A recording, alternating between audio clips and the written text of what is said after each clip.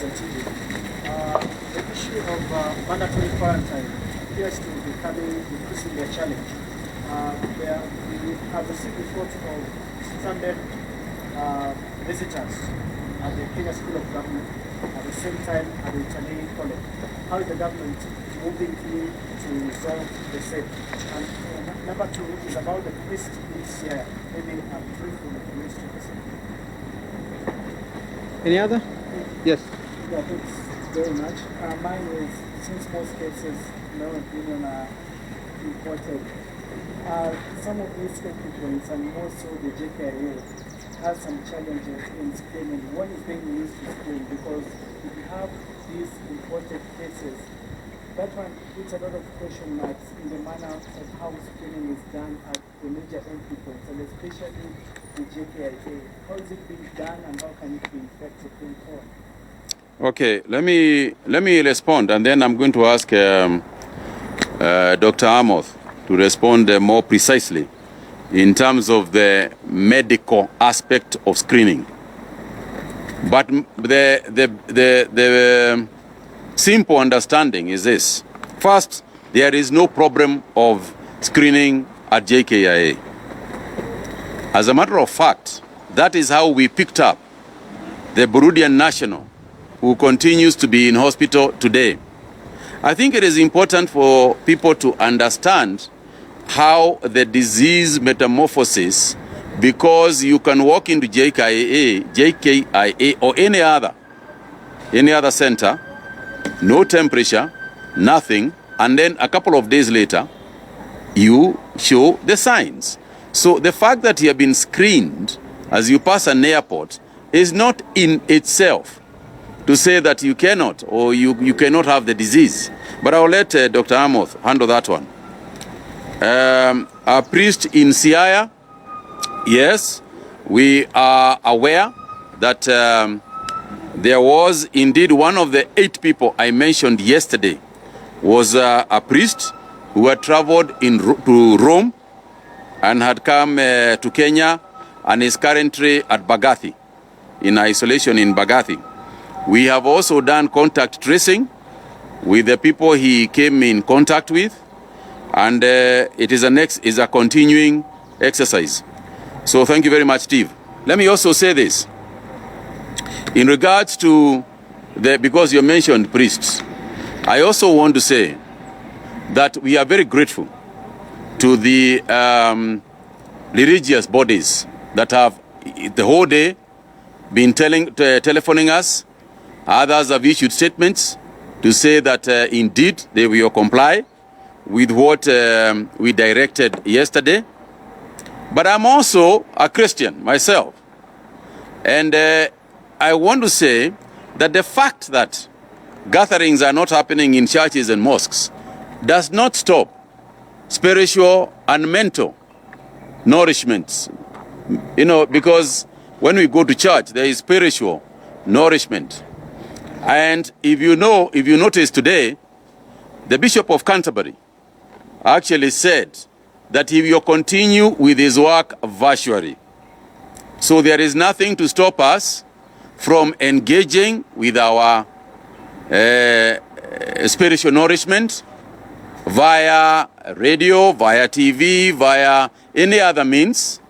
And there is nothing also to stop us from continuing to support our religious activities through M-Pesa, through other avenues of sending money, so that our institutions, our religious institutions, can also continue in a normal manner, even though we are not all meeting. So I want to thank them and indeed say that we are encouraged by what they are doing, and ask them to continue praying for this country. One more, yes. Sorry?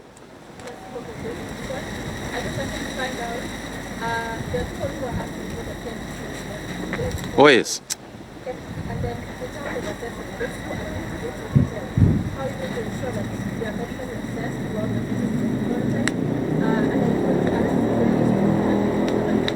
Okay, sorry, I forgot. I think Steve had asked that question as well. Let me say this, Nasibo.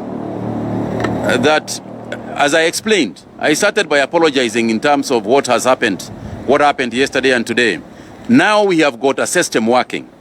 And all the people who came in this morning and last night have all been dispatched to the various centers and the various hotels. So all those people have now gone out there and settled. A lot of them are settling, others are checking in. It is going to be continuous. This evening, we are expecting more people to come in. And the method we are using now is that we will give you a choice at the airport. You'll be given the choice at the airport of where you want to go. This arrangement had not been straightened out clearly yesterday. But wherever you go, whether you go to the designated government facilities, and we are expanding them as we go along, as the need arises, there will be in each facility, whether a hotel or otherwise, Ministry of Health officials who will be there with these people. There will be obviously security personnel as well in those places, essentially for protection and for help, to help those people in any manner that they may wish to get help. They are not prisoners. Let's get one thing straight. They are not prisoners. So policing is not for purposes of imprisoning anybody. It is for purposes of ensuring that there is security and they are being assisted. We are also training the hotel staff who are looking after these people so that they also don't expose themselves unnecessarily. I think it is good also to be appraised of the fact that probably none of them is positive. You know, probably nobody. So we don't want stigmatization of individuals who are themselves as healthy as you and I. The fact that somebody traveled simply makes their case necessary to test because of the exposure. But otherwise, they are not sick and they are not prisoners. And they are simply protecting themselves and then protecting Kenyans. It's a sacrifice that we all have to make.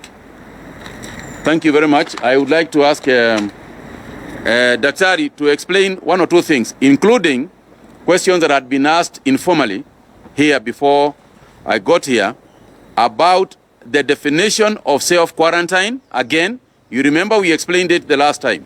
But I think it's good to repeat the exercise of self-quarantine. And to add also that as we do so, there are individuals who continue to abuse this freedom that has been given to them. And as that has happened, we have continued to pick them up because it is what we must do. Please, Dr. Amos. Thank you, Waziri. Let